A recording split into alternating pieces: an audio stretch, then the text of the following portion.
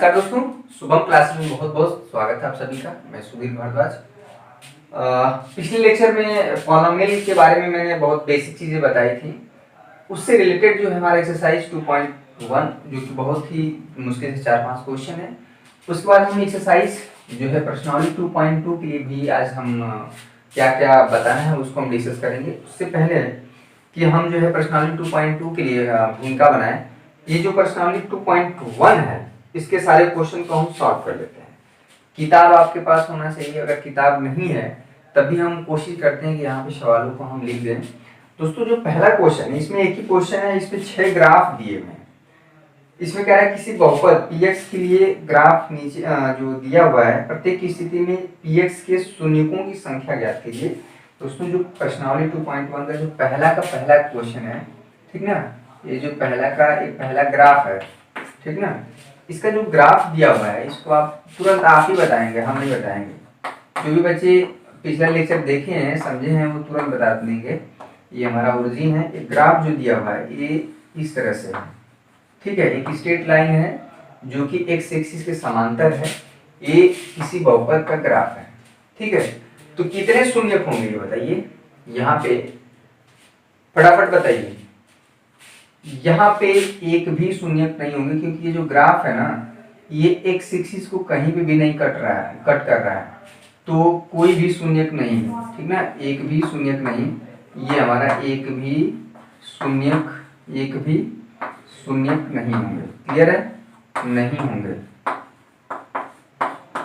चलिए जो दूसरा ग्राफ दिया हुआ है इसको फटाफट करते जाइए। दूसरा जो ग्राफ है ये आपके पास अगर बुक होगा तो आपको समझ में आ जाएगा कि क्या चीज हम बना रहे हैं। यहाँ पे देखिए इस तरह से ग्राफ दिया हुआ है, ठीक है। ये एक्स एक्सिस है, ये वाई एक्सिस है। तो बताइए ये जो ग्राफ है हम कैसे बताए थे, किसी बहुपद के कितने शून्यक होते हैं ग्राफ द्वारा, ठीक है। तो यहाँ पे देख ग्राफ जो जा रहा एक्स एक्सिस को जितने पॉइंट पे यहाँ पे एक्स एक्सिस को एक ही जगह कट कर रहा है, इसके एक शून्यक होंगे, ठीक ना। एक शून्यक होगा, फटाफट बता दें, कुछ नहीं करना है, एक शून्यक होगा, ठीक है। चलिए ये हो गया क्वेश्चन नंबर 2। क्वेश्चन नंबर जो है यहाँ पे 3 देखिए, ग्राफ देखना है और तुरंत बताना है। ये जो है ग्राफ इसका इस तरह से दिया हुआ है, एक्स एक्सिस, ये वाई एक्सिस। ग्राफ जो है इस तरह से ये है। तीसरा क्वेश्चन है, इसके कितने शून्य होंगे। देखिए ये जो ग्राफ है एक्स एक्सिस को यहाँ पे और यहाँ पे 3 जगह कट कर रहा है, तो कितने शून्य होंगे, 3। फटाफट कुछ नहीं करना भैया, इतना आसान तो कहीं भी, लेकिन आपको एक क्वेश्चन इसमें से आपको मिलेगा जरूर, ठीक है। एक क्वेश्चन और है जिसमें चौथा जो इसका ग्राफ है इस तरह से है, ठीक है। ये एक्स एक्सिस है, ये हमारा वाई एक्सिस है, ठीक है। यहाँ पे और यहाँ पे 2 जगह कट करता हुआ नजर आ रहा है। इसके कितने शून्य होंगे, 2। चाहे लेफ्ट साइड में करें चाहे राइट हैंड साइड में, ठीक ना। ये बाद में हम लोग डिस्कस करेंगे, धनात्मक साइड होता है ऋणात्मक साइड होता है, बात की बात है। हमें बस इतना देखना है कि ये जो ग्राफ है इसी बहुपद का, वह एक्स एक्सिस को कहाँ पे, वाई एक्सिस वाला काउंट नहीं करना है। अगर कोई भी काउंट करने लगे तो इसको भी काउंट कर लेगा, ये गड़बड़ हो जाता है। सिर्फ और सिर्फ हमें एक्स एक्सिस वाला पॉइंट देखना है, ठीक है। ये हो गया क्वेश्चन नंबर 4। क्वेश्चन नंबर 5 जो बहुत बार एग्जाम में पूछा गया है, क्वेश्चन नंबर 5 देख लीजिए। इसमें ग्राफ बहुत थोड़ा सा टेढ़ा सा ग्राफ दिया हुआ है, इसको समझना पड़ेगा, ठीक है। तो अगर कोई बच्चा कॉन्सेप्ट को अच्छे से पढ़ता है तो उसका एक्सरसाइज में उसको कोई दिक्कत नहीं होगी, सवालों को बहुत अच्छे से हल कर ले जाएगा। गणित में कॉन्सेप्ट बहुत इंपॉर्टेंट होता है, ठीक है। क्वेश्चन नंबर 5 बताने से पहले जो भी बच्चे चैनल पे नए हैं तो चैनल को सब्सक्राइब करें, वीडियो को लाइक भी करिए और साथ में बेल आइकन को दबाना ना भूलें। और शुभम क्लासेस ऐप भी प्ले स्टोर में जाके डाउनलोड कर लें, बहुत ही सहायता मिलने वाली है आपको। क्वेश्चन नंबर जो 5 है उसका जो ग्राफ है वो हमारा इस तरह से दिया हुआ है। ये एक्स एक्सिस है, ये हमारा वाई एक्सिस है, ये ओरिजिन है। तो इसका जो ग्राफ है यहाँ पे इस तरह से दिया हुआ है, ठीक है। ये जो है कितनी जगह पे कट कर रहा है, एक्स एक्सिस पे काउंट करना भैया।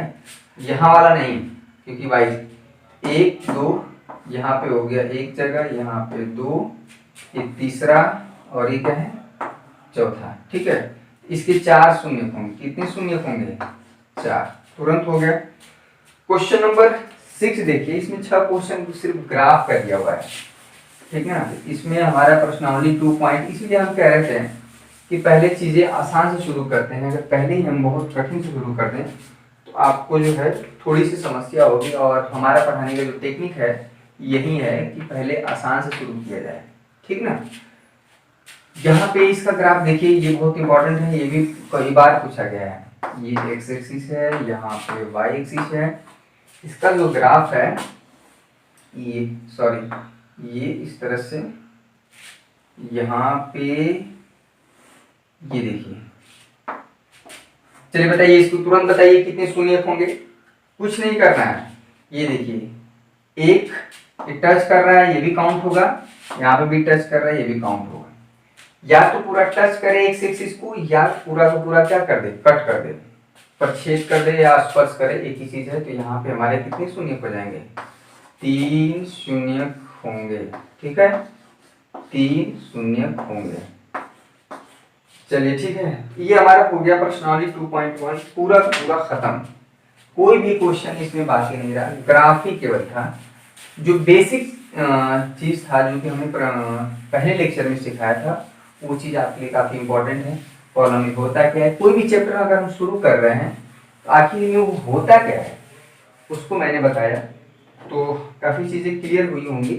और भी आज हम, चलिए अब हम लोग प्रश्नावली 2.2 के लिए थोड़ा सा मेहनत करते हैं, समझते हैं कि प्रश्नावली 2.2 में क्या क्या हमें डिस्कस करना है। ठीक है, एकदम वीडियो को स्किप मत करिए, 1 मिनट के लिए भी मत करिए, क्योंकि कहाँ पे क्या चीजें बता दी जाएंगी जिससे रिलेटेड सवाल जो है आपको प्रश्नावली में मिलेंगे, तो वहां पे आप जो है परेशान हो जाएंगे।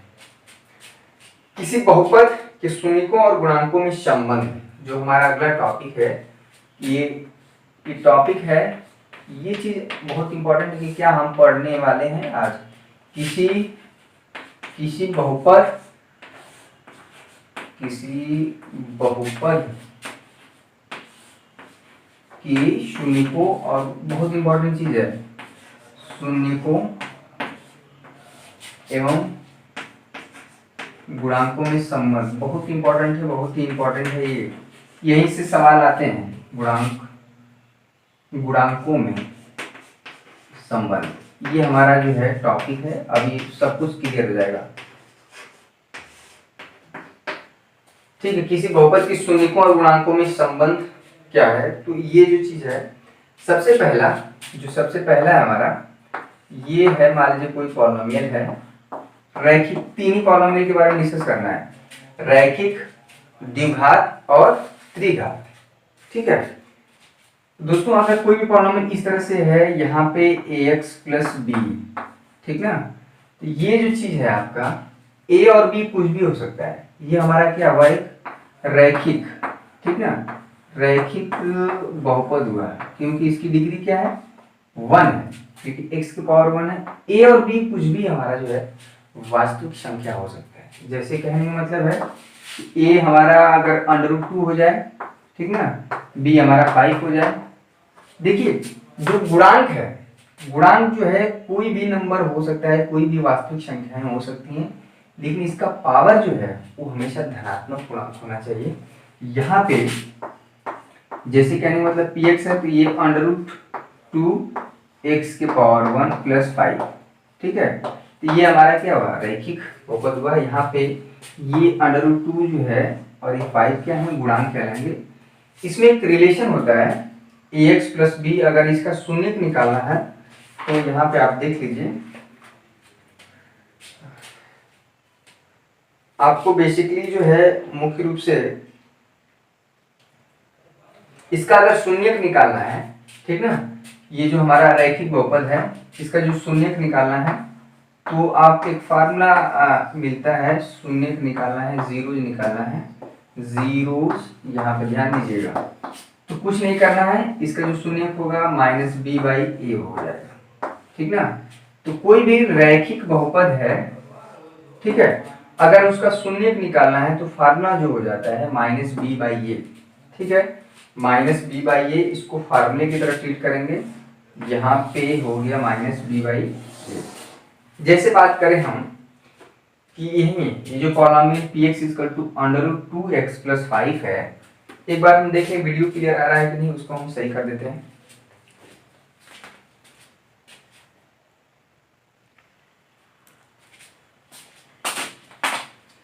जी बिल्कुल, वीडियो क्लियर दिख रहा है, उसमें कोई प्रॉब्लम नहीं है। अगर ये पॉलिनोमियल है, ये पी एक्स इक्वल टू, यहाँ पे हम फिर से लिख दे रहे हैं अगर कंफ्यूजन हो रहा है तो, P X equal to under root 2x plus 5। अब देखिए इसमें क्या रहा था कि x की वैल्यू जो है बारी बारी से हम रख के देख रहे थे कि कब जीरो हो रहा है, लेकिन क्या करना है कि ये नहीं, ये फार्मूले से निकाल देना है। इसका जो शून्य का फार्मूला है, जो शून्य होगा, शून्य यानी कि जीरो जो होगा माइनस बी बाई ए, ये a है और ये b की वैल्यू है, a हो जाएगा माइनस बी बाई ए यानी कि माइनस 5 बाई, यहाँ पे हो जाएगा अंडर रूट 2। ठीक है, ये जो है हमारा जो बहुपद है रैखिक बहुपद, उसका जो शून्य होगा -5 अपान में अंडर रूट 2 होगा, यानी यही x की वैल्यू जो है अगर हम इसमें रख दें स्टार इक्वेशन में, तो हमारा क्या हो जाएगा, स्टार इक्वेशन जो है वो जो है कॉलम में जीरो हो जाएगा। ठीक है, ये किसी भी रैखिक बहुपद का एक एग्जाम्पल और कर लीजिए, एक एग्जाम्पल और करिए, तुरंत क्लियर हो जाएगा। समझना है और साथ में एग्जाम्पल भी करना है। एक एग्जाम्पल हम कर लेते हैं यहाँ पे 2, एक कोई भी बहुपद यहाँ पे ले लेते हैं, यहाँ पे रैखिक 4x प्लस 9। ठीक है, तो ये हमारा रैखिक बहुपद है। अगर हम इसे तुलना करें, जो हमारा रैखिक बहुपद है ax प्लस b, तो अगर हम इसे तुलना कर लें, देखिए ax प्लस b से हम तुलना कर लें तो a की वैल्यू हम क्या पाएंगे, a की वैल्यू 4 और b की वैल्यू क्या है 9। ठीक है, a की वैल्यू 4 और b की वैल्यू 9 है। इसका जो शून्यक होगा, ठीक ना, आपको बारी बारी से x का मान उसमें रख के चेक करने की जरूरत नहीं है। इसको अगर फार्मूला यूज कर लेंगे, माइनस फार्मूले का है b बाई ए यानी कि 9/4, यही x की वो वैल्यू है जिसमें कि हम इसमें रख दें तो ये जीरो हो जाएगा। ठीक है, तो ये हुआ रैखिक बहुपद का शून्यक कैसे निकाला जाएगा, तो -b/a यानी कि a और b क्या है, a जो है x का गुणांक है और b जो है यहाँ पे कांस्टेंट होगा, ये हुआ रैखिक बहुपद। क्लियर है। अब जो हम डिस्कस करेंगे द्विघात बहुपद के शून्यक और गुणांकों के बारे में। ठीक है, एक एक चीजें स्टेप वाइज चलेंगी, कोई भी चीज हम स्किप नहीं करेंगे, हटाएंगे नहीं, ये नहीं कि तुरंत इसको छोड़ के हम बता दें।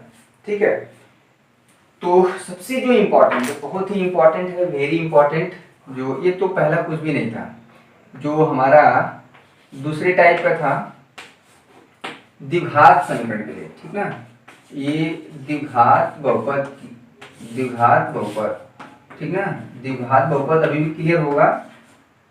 ये द्विघात बहुपद क्या होता है, डिग्री 2 वाला। ठीक है, जिसकी डिग्री 2 हो वो हमारा क्या कहलाता है, द्विघात बहुपद। चलिए ठीक है, द्विघात बहुपद जो इसका जो एक जनरल फार्मूला होता है कि द्विघात बहुपद दिखने में कैसा लगता है, तो ये हम px इक्वल टू हो जाता है ax² plus bx plus c। ठीक है, देखिए a b c, यहाँ पे a b एवं c क्या है, गुणांक है, गुणांक है। ठीक है, किसके, a किसका गुणांक है भाई, x² का, b किसका गुणांक है, x के पावर 1 का, और c किसका गुणांक है, x के पावर 0 का। ठीक है, x के पावर 0 यहाँ पे छिपा हुआ है, दिखता नहीं है लेकिन है वहां पे। चलिए, ये जो है हमारा द्विघात बहुपद हुआ। इसका जो जनरल फार्मूला है या दिखने में जो द्विघात बहुपद होता है वो वैसा ही होता है हमेशा। ठीक है, तो इसके अगर कोई बहुपद द्विघात है, इसके 2 शून्यक होंगे। ठीक है, इसके हमेशा 2 शून्यक होंगे, तो ये चीज एक फार्मूला निकल के आता है। माना, तो माना इसमें हम मान लेते हैं कि माना जो है x इक्वल टू अल्फा एवं x इक्वल टू बीटा, 2 क्या है शून्यक है। इसके दो शून्यक तो होंगे ही होंगे क्योंकि द्विघात है, तो द्विघात है, शून्यक है। ठीक है, वो क्या है x इक्वल टू अल्फा हमको नहीं पता है, लेकिन मान के चलते हैं कि ये x इक्वल टू अल्फा और x इक्वल टू बीटा जो है इस द्विघात के दो शून्यक है। ठीक है, क्योंकि द्विघात है, अभी त्रिघात आएगा तो उसके अल्फा बीटा और गामा तीन शून्यक हो जाएंगे। तो सबसे जो इम्पोर्टेंट चीज है कि अल्फा बीटा और ए बी सी में क्या रिलेशन संबंध क्या है, तो एक बहुत अच्छा रिलेशन आता है कि जो है अल्फा प्लस बीटा यानी जो है अल्फा प्लस बीटा यानी शून्यकों का योगफल जो फार्मूला होता है वो हो जाता है माइनस बी बाई ए। एक रिलेशन ये मिला, इसको नोट करिए, बहुत इंपॉर्टेंट है ये चीज, पहला मिला। ठीक है, अब दूसरा जो रिलेशन मिला यहाँ पे शून्यकों का जो गुणनफल यानी कि अल्फा इंटू बीटा वो हो जाता है सी बाई ए। ठीक है, यहाँ पे ये चीज आपको मिला, ये भी फार्मूले की तरह बहुत इंपॉर्टेंट है। अगर ये द्विघात बहुपद है तो इसके दो शून्यक होंगे, दो जीरोज होंगे, मान लेते हैं अल्फा और बीटा, और ए बी सी इसके क्या है, गुणांक है। ठीक है, ए सबसे बड़ी कंडीशन है कि ए कभी भी जीरो नहीं होना चाहिए, यहाँ पे ए नॉट इक्वल टू जीरो। ठीक है, ये सारे टर्म हो सकते हैं, तो ये जीरो हो सकता है। देखिए अगर कोई भी बहुपद इस तरह से लिखा है पी एक्स इक्वल टू मान लीजिए 4x², ठीक ना, तो ये भी एक द्विघात बहुपद है, इसमें कंफ्यूजन नहीं होना है। बाकी सारे टर्म हो चाहे ना, लेकिन अगर x² अगर इसमें आप चाहे लिखें तो 0 इंटू एक्स कर सकते हैं प्लस 0। देखिए हो गया ये, x के पावर 2, x के पावर 1 और x के पावर यहाँ पे 0 है। तो ये अगर द्विघात बहुपद होने के लिए x के पावर 2 वाला जो टर्म होना बहुत जरूरी है। बाकी सारे टर्म हो चाहे ना, सारे टर्म हो तो अच्छी बात नहीं है, तभी क्या होगा, द्विघात बहुपद होगा। क्लियर है, तो परेशान नहीं होना है, आपका सिलेबस जो है समय से खत्म हो जाएगा। हम बोले हैं कि 5 महीने से ज्यादा नहीं होगा। ठीक है, 5 महीने में सिलेबस खत्म हो जाएगा। तो ये जो चीज है alpha plus beta equal to minus B by A, alpha into beta equal to C by A. ठीक है, ये हुआ त्रिघात बहुपद और द्विघात बहुपद। उसके बाद हम डिस्कस कर देते हैं त्रिघात बहुपद के। हालांकि त्रिघात बहुपद आपको सिलेबस में नहीं पढ़ना है, वो एग्जामिनेशन पॉइंट ऑफ व्यू से नहीं है, ठीक है, लेकिन फिर भी जानना जरूरी है। आप जो है एनसीईआरटी के किसी भी बुक में आप देखेंगे तो वो लिख देता है साफ साफ कि यह परीक्षा की दृष्टि से नहीं है। देखिए यहाँ पे जो त्रिघात, ये अगर आपके पास बुक है तो पेज नंबर जो 35 है उसमें आप नीचे देखेंगे यह परीक्षा की दृष्टि से नहीं है, लेकिन फिर भी जानना जरूरी है कि अगर कोई त्रिघात, आपको जो मुख्यतः काम करना है वो है द्विघात बहुपद पे। ठीक है, तो त्रिघात उस पर भी डिस्कस कर देते हैं त्रिघात बहुपद के लिए। चलिए, ये है जो तीसरा है हमारा त्रिघात। त्रिघात यही 3 पढ़ने हैं, त्रिघात बहुपद। ठीक है, त्रिघात बहुपद वो जो जनरल फॉर्म कैसा होता है, देखने में कैसा होता है, तो मान लीजिए यहाँ पे पी एक्स इक्वल टू ये है, यहाँ पे ए एक्स क्यूब, ठीक है, यहाँ पे बी एक्स स्क्वायर, यहाँ पे जो है सी एक्स, यहाँ पे प्लस डी। अगर देखा जाए तो यहाँ पे ए बी सी और डी क्या है, इस जो त्रिघात बहुपद है इसके क्या है, गुणांक हैं। और यहाँ पे देखिए एक्स क्यूब, एक्स के पावर 2, एक्स के पावर 1 है, यहाँ पे बार बार हम बोल रहे हैं एक्स के पावर 0 है, लेकिन उसको दिखाया जाए ये त्रिघात बहुपद है। और त्रिघात बहुपद है इसके 3 शून्यक होंगे। तो माना, चलिए भैया मान लेते हैं, गणित में मान के बहुत काम चलता है। माना अल्फा बीटा एवं इसके गामा 3 क्या है, 3 शून्यक हैं। चलिए ये 3 शून्यक हैं। ठीक है, इसमें क्या है कि अल्फा बीटा गामा और ए बी सी में क्या रिलेशन है, ए बी सी डी में, वो चीजें हमें समझना है। तो सबसे पहले क्या होता है कि alpha plus beta plus gamma जो फार्मूला हो जाता है वो माइनस बी बाई ए। ठीक है, ये पहला फार्मूला हुआ। फिर दो दो का मल्टीप्लिकेशन होता है, alpha into beta, beta into gamma, ठीक ना, फिर gamma into alpha, gamma into alpha, ये जो है हमारा फार्मूला हो जाता है सी बाई ए, ठीक है, ये हो गया सी बाई ए। और उसके बाद क्या होता है, तीनों का multiply, alpha into beta into gamma, यहाँ पे फार्मूला हो जाता है minus D by A. Clear है? तो ये जो चीज है आपको समझना है। त्रिघात बहुपद के लिए अगर उसके तीन शून्यक अल्फा बीटा गामा है, यानी ये x की तीन वैल्यू है, ठीक ना, x equal to alpha, x equal to beta और x इक्वल टू गामा, ठीक ना, ये तीन वैल्यू है जो इस बहुपद को क्या कर दे रहा है, जीरो करने वाले हैं, ठीक ना। ये जो हमारा बहुपद है px, तो अल्फा बीटा गामा में क्या रिलेशन है, तो ये चीज हमेशा तीनों कंडीशन सेटिस्फाई होना चाहिए, पहला, दूसरा और तीसरा। अगर मान लीजिए पहला कंडीशन सेटिस्फाई हो रहा है, दूसरा भी हो रहा है, तीसरा नहीं हो रहा है, तो यानी कि जो अल्फा बीटा गामा निकाले हैं वो क्या है, गलत है, सही नहीं है। अगर अल्फा बीटा गामा अगर आपने सही निकाला है तो तीनों रिलेशन हमेशा क्या होते हैं, सेटिस्फाई होते हैं। चलिए एक एग्जांपल से आपको क्लियर करते हैं कि किसी बहुपद के गुणांक और शून्यकों के बीच में जो संबंध को हम लोग जो सत्यता की जांच करते हैं, बहुत बार एग्जाम में पूछा गया है, बहुत बार एग्जाम में पूछा गया है।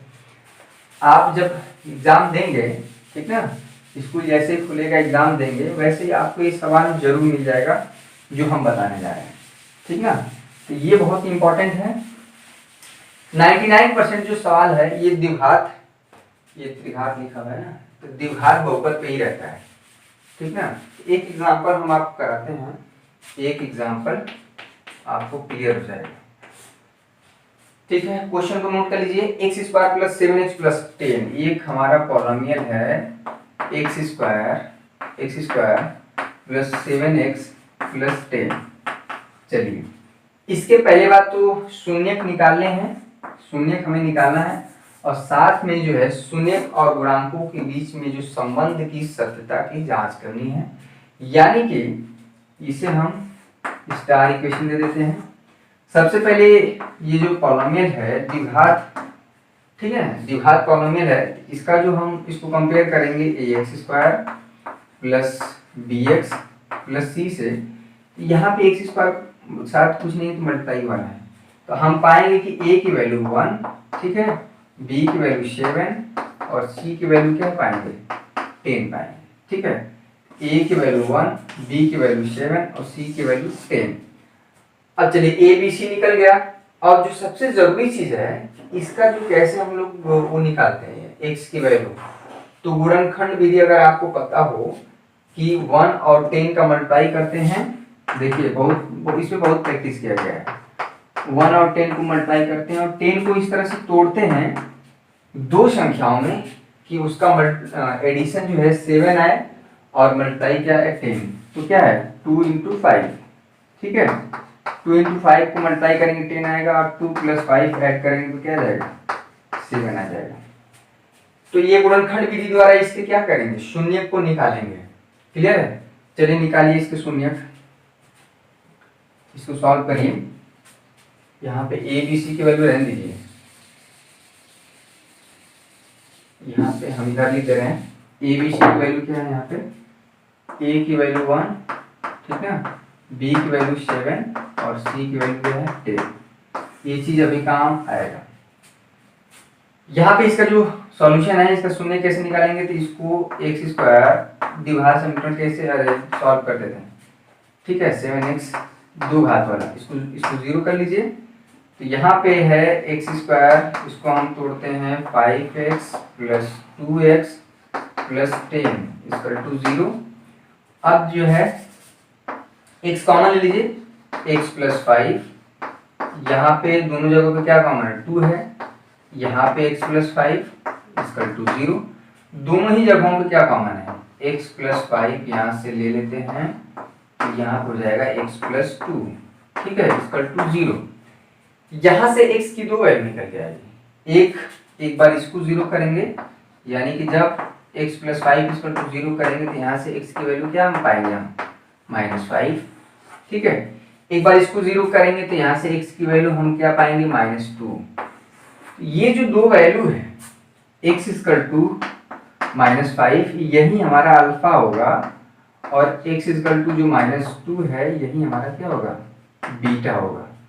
अब देखिए यहीं तक बात खत्म नहीं हो गई। आपने जो स्टार इक्वेशन है इसके ए बी सी की वैल्यू निकाल दी, यानी कि गुणांक है। इसके आपने शून्य भी निकाल दिया, यानी कि अल्फा इक्वल टू -5 और बीटा इक्वल टू -2। ठीक है, परेशान मत होइएगा, बोर मत होइएगा, थोड़ा सा आपको दिक्कत होगी, लेकिन एक बार प्रैक्टिस हो जाएगा ना तो आप जो है कॉन्सेप्ट को सीख लीजिए, इसका सवाल को आप फटाफट लगाएंगे। तो हमें ये जो है चेक भी करना है कि आपने जो अल्फा बीटा निकाला है वो सही है कि नहीं। ठीक है, ये भी बहुत जरूरी है। सिर्फ आप निकाल लेंगे तो ये नहीं माना जाएगा, इसको नोट कर लिए होंगे, क्योंकि साथ में चलिए कलम कॉपी रख लीजिए तभी मजा आएगा। तो हमें जो एक रिलेशन है कि alpha plus beta equal to -b/a, ठीक है, और अल्फा इंटू बीटा क्या फार्मूला होता है, c/a, ये भी हमें चेक करना है। अल्फा प्लस बीटा देखिए, सबसे पहले पहला रिलेशन सेटिस्फाई करते हैं। अल्फा हमारा क्या भैया -5 प्लस बीटा क्या है -2। ठीक है, ये फार्मूला माइनस बी की वैल्यू क्या है 7 है, और ए की वैल्यू क्या है 1 है। अब देखिए -5 -2 क्या हो जाएगा -7 equal to -1। Left hand side equal to right hand side, यानी कि पहला रिलेशन सेटिस्फाई हो रहा है। ठीक है, दूसरा रिलेशन देखिए यहाँ पे, alpha into beta equal to c/a होना चाहिए। अल्फा क्या है भाई -5, बीटा क्या है -2।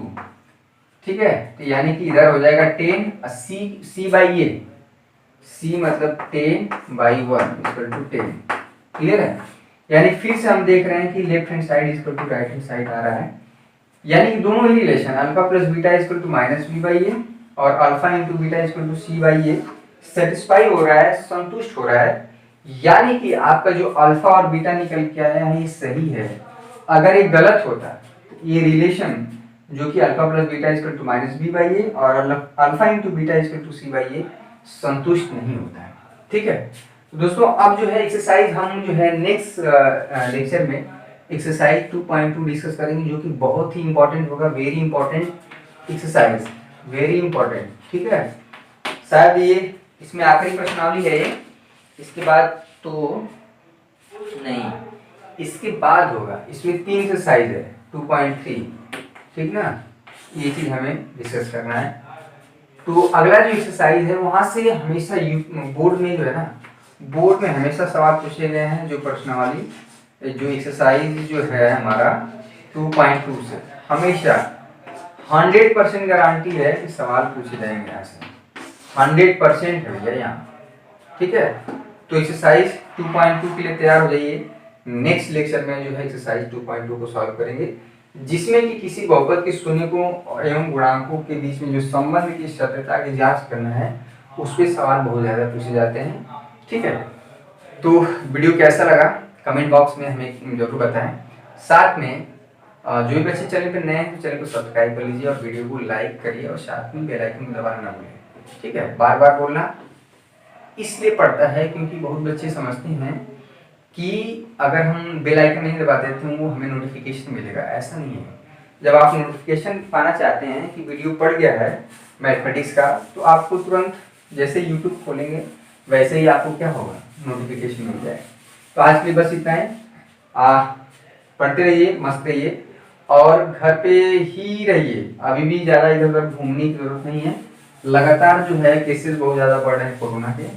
जितना जैसे 3-4 महीना आपने बहुत सावधानी बरती है, थोड़े दिन और हैं, कट जाएंगे, उसके बाद सब कुछ सही होगा, ये हम लोग उम्मीद करते हैं। ठीक है, आज के लिए बस इतना है, बहुत बहुत धन्यवाद।